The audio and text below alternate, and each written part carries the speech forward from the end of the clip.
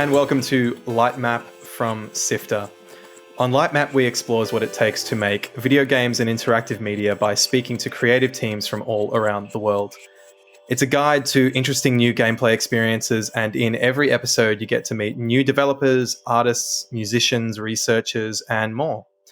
My name is Nicholas Kennedy, and today I am joined all the way from Sweden, Dennis Gustafsson, lead narrative designer for Book of Travels. How are you, Dennis? Hello, Nicholas. Very well, thank you. Tremendous. Thank you so much for being on the show. So, look, Book of Travels, it's got to be one of the most interesting multiplayer games I've seen and played in a while. So let's jump in and discuss. If you like insightful discussions about those high-profile games that everyone's talking about, then why not check out Sifter's other podcast, Mainstream, in your podcast feed right now. We talk about those high-profile titles, those AAAs, some of those other smaller indie darlings, featuring insights from the award-winning Sifter team and other special guests. You can find Mainstream in your podcast player. That's on Apple Podcasts, on Spotify, Google Podcasts, or head to the Sifter website, that's sifter.com.au.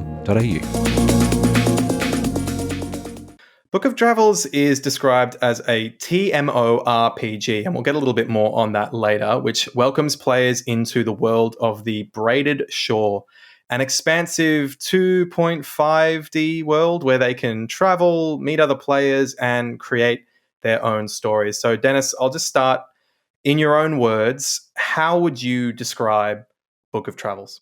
It's actually quite difficult. I sort of have post-its on the top of my screen to figure out how, if I were to explain it to someone in the shortest possible way. I think it would be a combination between the previous Might and Delight game, Meadow, which is like a multiplayer roam around as animals game. The first, Baldur's Gate, and Journey. And if you want me to illustrate, the why is basically Journey has the sort of visual storytelling. A single player is roaming around the world and just getting sort of nudges from other players. And Baldur's Gate 1, which I think is very different from Baldur's Gate 2, is that it's very much open. It's more, if Baldur's Gate 2 is a computer role-playing game, almost Baldur's Gate 1 is a pen and paper role-playing game done on a computer, because it doesn't lead you that much. It's basically the world, and you walk around and you trigger events because of your actions. While other role-playing games after that are very much sort of like computer gamey. They will jump at you and give you a lot of things to choose from. And the difference, I think, is rather a big one. That if you are the one to set the pace, like if you're playing, when I was a games master in pen and paper role-playing games, I tend to not tell the players what happens. I'm just waiting for their response. And to me, that gives me a very different experience. Interesting. And you mentioned Meadow in your answer there as well, which I believe you made a few iterations of Meadow. You made a couple sequels of that game, if I'm remembering correctly. That would be the Shelter ones, the Shelter 1 with the Badger and the Shelter 2 with the Lynx. I've only been working in the studio for a year, so I haven't been working on the previous games. I've played them, of course, and I've kind of been an advisor for the story and world and narrative for a couple of years, but I wasn't working in the studio. So I've started working here on the Book of Travels. What was that experience like, building a game, or writing at least a game, and helping to build a game that is about travel and new experiences, while being in the midst of something like what we have all experienced over these past 2 years?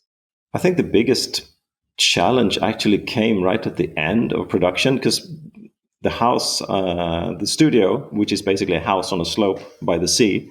And I used it whenever I passed by Stockholm, where the studio is, on my motorbike rides. I tend to stay there for a few days and just get the atmosphere. I was working somewhere else. I'll sidetrack this one. So anyway, everyone was sitting in their own kind of room doing their special things. They're kind of, experts in their own field. And then we have Jacob, who's the creative director, working with all the artists and doing everything. And things were progressing sort of very well in that way. But then when the COVID hit and we were actually putting the game together to finalize it, I don't know if you're in the experience of when you want to finish something, basically sitting in the same room helps a lot, because you can do a lot of the small talk, the little sort of mortar between the bricks, and that sort of created some unexpected stumbling blocks for us, I think. A term I used to describe Book of Travels at the start there was TMORPG. Could you explain a little bit about what that means? It's basically, we don't want, everyone's played an MMO where the what's the word? The square of like the city is full of people trying to sell like ringmail underpants at the lowest price.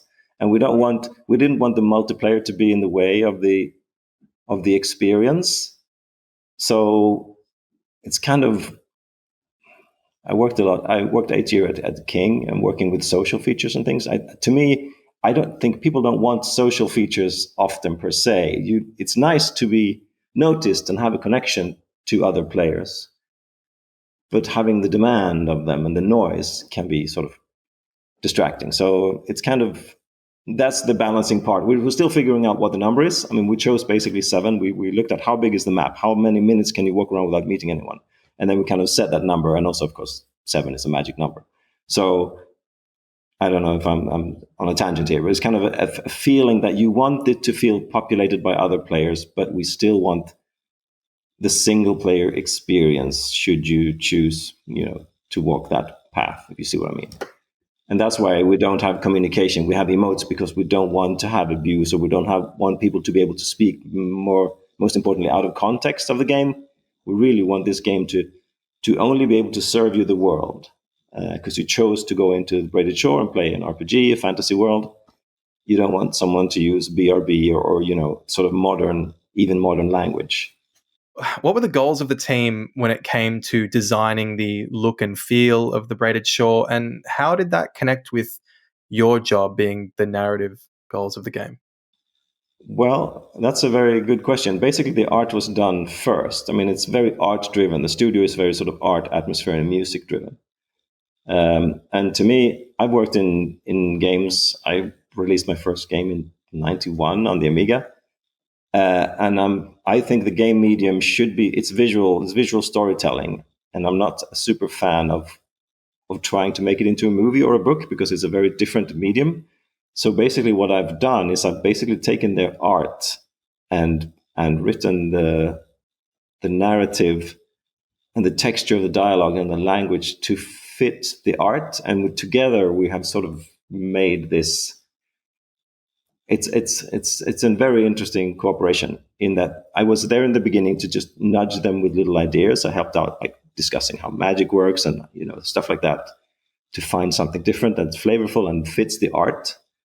So it's a narrative, and the whole world building and everything that's now in there has grown from the art as much as it has from any. It hasn't been a narrative idea like, oh, the big chaos dragon has come from the from the depths. It's a story.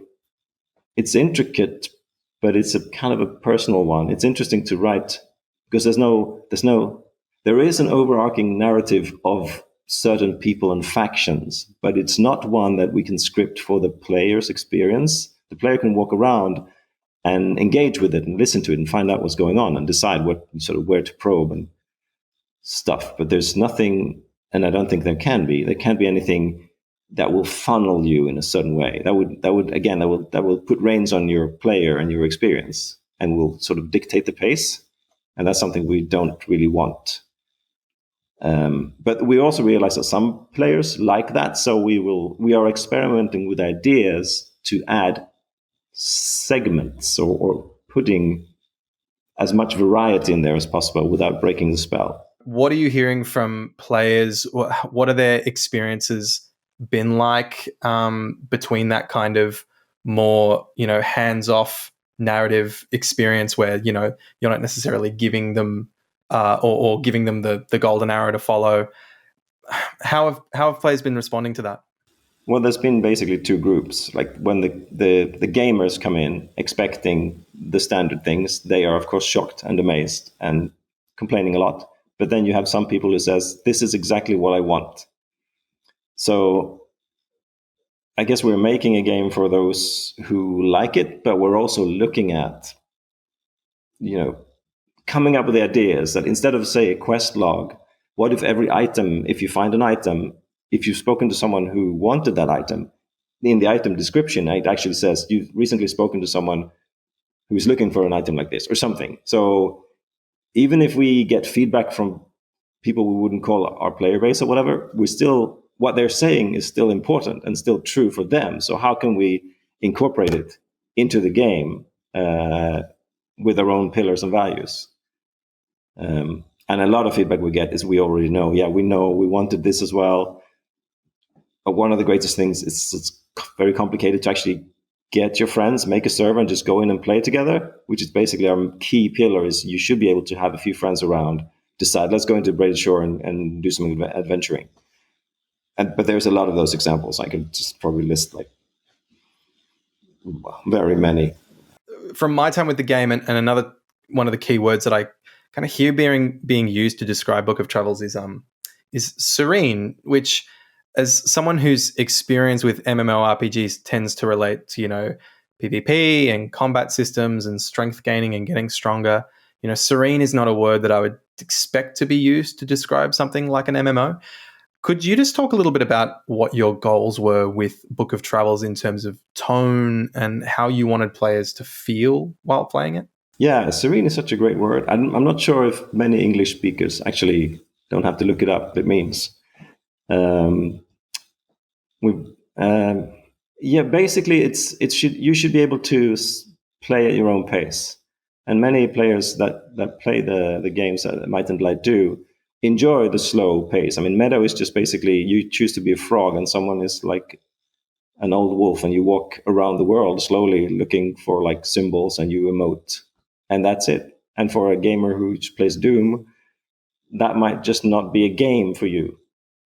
So I think it goes back to what is a game. And to me, it's a bit like what fantasy has become. That fantasy, when something is fantasy, it contains almost all the same pieces. It's become less fantastic and less varied. And games have also sort of normalized into something. And I think there's value to fight against that too. The point you make about the normalization of games and a kind of hegemony that we can see, I don't want to paint with a broad brush, but it's definitely something that Book of Travels pushes against in the MMO space specifically. You can find games about all kinds of things and all kinds of experiences with all kinds of tones, but in the MMO space, it is so locked down in terms of like what that experience generally is expected to be, that when Book of Travels came onto people's radars, if they were anything like me, they were like, this is unlike anything I've ever seen before. This is and what I expect from this, I don't even know what to expect from this, because it's not, I don't see a toolbar of, well, there are toolbars in the game, but I don't see a right click the goblin to go and kill the goblin and get goblin bones, sort of loop from this. So if anything, just from a player, that's something that Book of Travels kind of represents in a way. Yeah, and I think that's calling it an MMO is actually dangerous, because that does set up the wrong expectations. That's kind of one of the reasons why we needed to invent another term, just to make people think like, this doesn't sound like, and it isn't, to prepare people. But then technically, I guess it is an MMO, or an MO, multiplayer online, not massive. Yeah. But it's interesting. I can see the need for filling in expectations. If you are a company with a lot of investments and you need a huge player base and you're going for the broadest sort of common denominator. But I think for an indie studio, you can't fight. There's no point fighting with the big ones anyway. If you wanted to, it's better to find your own uniqueness, because then you'll find not as many players, but you'll find dedicated ones. And there are so many players that even if you just get a small piece, you still make it. Absolutely. And in terms of dedicated players, I mean, even looking at some of the critical response on Steam, some of these player count, like the hour counts, are just already hundreds of hours into this thing. So that's a sign of good of that you are definitely resonating with certain people. So Let's talk a little bit about, the world of the game itself. I feel like we've talked around the game, but we haven't really talked a whole lot about the game. So what can you tell me about some of the narrative inspirations that went into crafting the Breaded Shore? Was the Breaded Shore a thing that the team already had sort of in the backs of their minds when you joined Might and Delight, or was that something that you brought to the table? How did everything kind of knit together once you were a part of the picture? They had a map very early on, and all the artwork and things, and the discussions about trying to make a fantasy world that isn't tropey. I mean, we like tropes, we like fantasy tropes, but we want to serve out something very different. We're looking more sort of towards an Eastern rather than a Western aesthetic, and I think mentality. And we also wanted we wanted lives, the common person's life, to be quite valuable. So it's not like you have like battles and people killing each other left, right, and center, like in so many adventure games. So basically, even if you lose like some old person, the whole village comes together and look for them. If you have an intrinsic human value in the society, then every person's little drama becomes sort of important, and you can meet them again. And then the players, we were hoping, also will respect each other. There was many of these little things that was very sort of conscious decisions how to make a world that is very different, that isn't just sort of, for instance, there aren't that many combats. If you combat something, it's going to be like monsters and supernatural beasts and spirits. Even bandits and things, they don't just sort of rush you and kill you. Why would they do that? They will try and rob you. And that's actually one of my favorite mechanics. If someone's trying to rob you, and you can, they'll have demands. So give me some stuff, and you can do that, or you can not do it and fight or run away. But you can also, if you're clever, and this, it all ties in together. We wanted a game to can support someone who is not a fighter. Like if I'm a merchant, I'm good at trading, and I can have lots of valuables.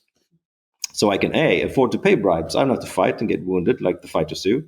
And also, if you have items that has pockets, I don't know if you've seen that. If you put your most expensive things in the pockets, the robbers won't find that. They won't try. They won't get their toll based on the value of what you have in your pockets. So you can just have a merchant just have cheap stuff to here Robert, take These a are few pretty bad copper robbers bells. if they can't just do a pat down and check you for the jewels. Yeah, Because they're just not very good. That's a great idea. We'll add that. People will love you for this idea. Maybe that can be a risk reward kind of thing where maybe they'll pat you down. Who knows?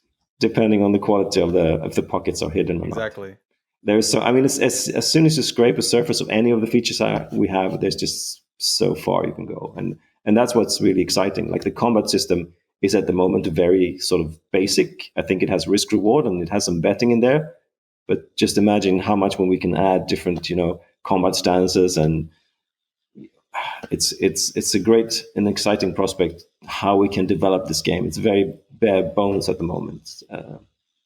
Which is like frustrating for us. Of course, it's exciting because, of course, we want to wait another 2 years, but really we needed it out there to get the feedback and all those things. I also really like this sense of the idea that I've seen you talk about in other interviews about players owning up or being held to account for their actions in the game world. So say they're telling themselves, like you mentioned before, if they're a merchant or if they're a peaceful traveler, but if they're always fighting and killing things, how those two things kind of abut with each other. I just find that to be a really interesting idea, this holding players to account in a role-playing sense, because holding players to account is not a thing that many games like to do. And if they do it, then they're generally doing it in a narrative sense. How does Book of Travels try to hold players to account? And do you consider it a risk to just not say to players, go do anything, be anyone, and we'll always agree with you? Yeah, I think that's a bit sad. That takes away the role-playing aspects. And the way we've implemented it so far, for instance, is you have these skill points, and sort of fighting skills are quite valuable, and they take up, you can't really be a master of all trades. If you are, you will just be able to fit in like the lower tier skills. So, for instance, if you want to be great at something, later on when we have, for instance, advanced fighting, which might take up a lot more of your sort of skill space, you won't be able to have the other advanced things. So it'll be like you can't choose to be everything. Let's see what else. Yeah. we even had the idea of the eye color. We haven't implemented it yet, but the idea of having someone the eye color in these, they call Asken folk. It's basically our human equivalent at the moment, if races, if you want, but they're not 100% human. That they're actually, their eye color changes over temperament. So if you choose an eye color like, oh, gray eyes are serene, but if you start fighting, they will start browning and become like a red tone. So you can say who you are, but people can look at your eyes and know what's inside you. Stuff like that. I mean, you have to be careful with stereotypes and things, but just having those things where you say you are someone, but your actions, proves that you are not. These are very interesting questions, and how to get that in there without it being problematic in any way or messing it up. But we really want people to specialize and enjoy specializing. So that you have to, sometimes if you want to do something in game, you have to team up with someone else. And that should be the main reason why you team up, to beat an adversary or a puzzle that you don't have the talents for or something, but also that you just haven't been able to specialize in that sort of field. And therefore you just group up with someone who is, and then you do stuff together. That's kind of one of the core pillars.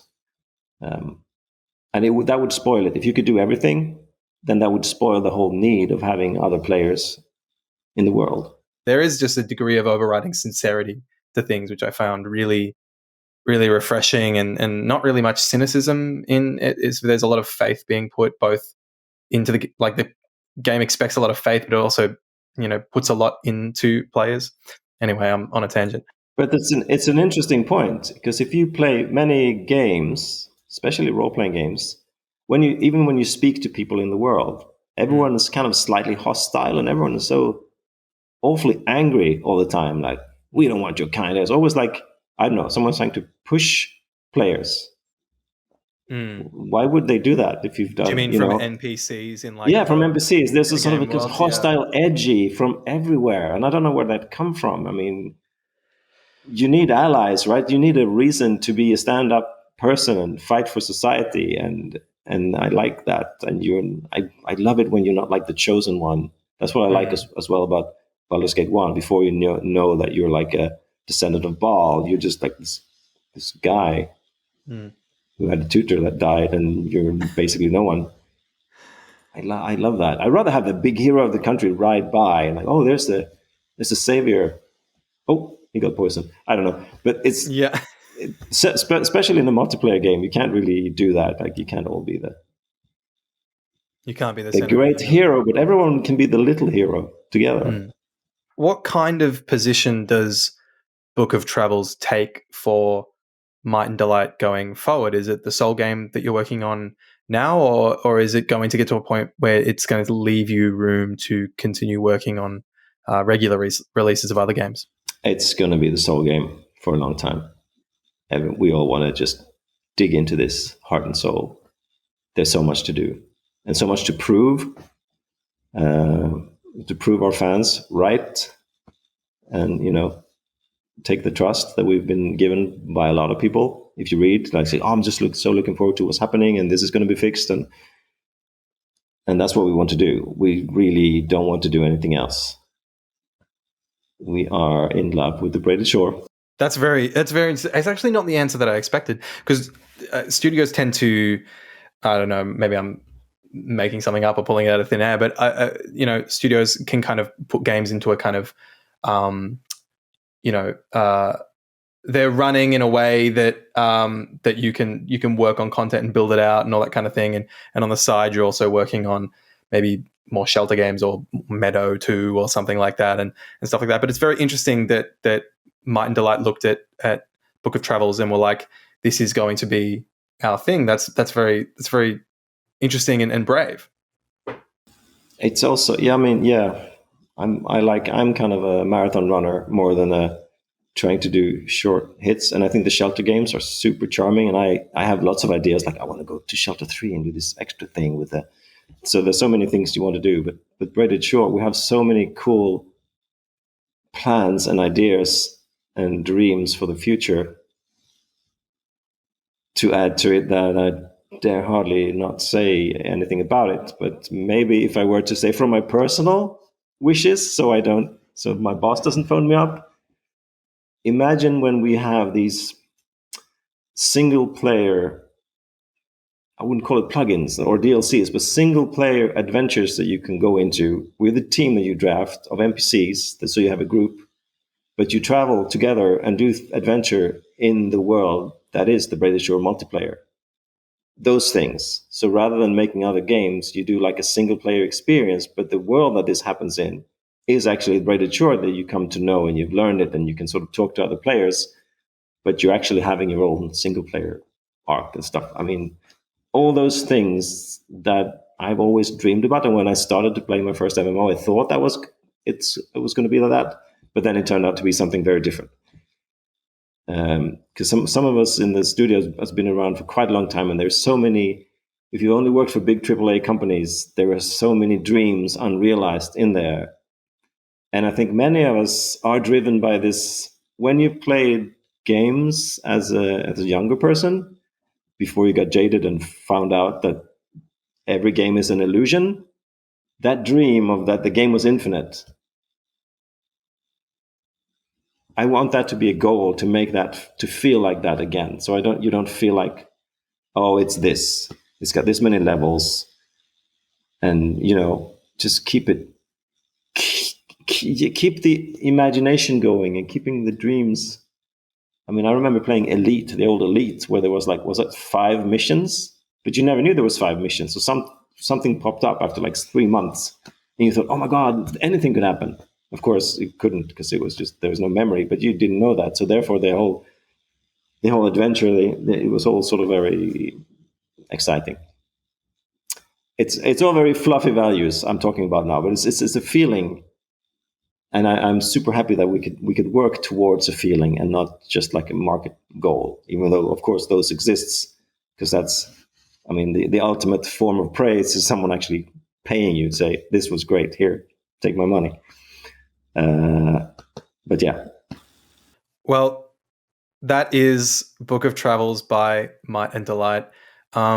You can find out more information about the game by heading to www.tmorpg.com, or you can follow Might and Delight on Twitter @MightandDelight. Dennis, thank you so much for joining us on Lightmap and sharing a little bit of Book of Travels with us. And best of luck as the game continues to grow. Thank you very much. It's been a great pleasure. Lightmap is produced by Fiona Bartholomaeus, Daniel Ang, Sarah Ireland, Viv Thum, Adam Christou, and myself, Nicholas Kennedy. Mitch Lowe is the senior producer, and Gianni Di Giovanni is the executive producer. You can find links to everything we talked about on our website, which is sifter.com.au, to read more about games and guests that we've featured.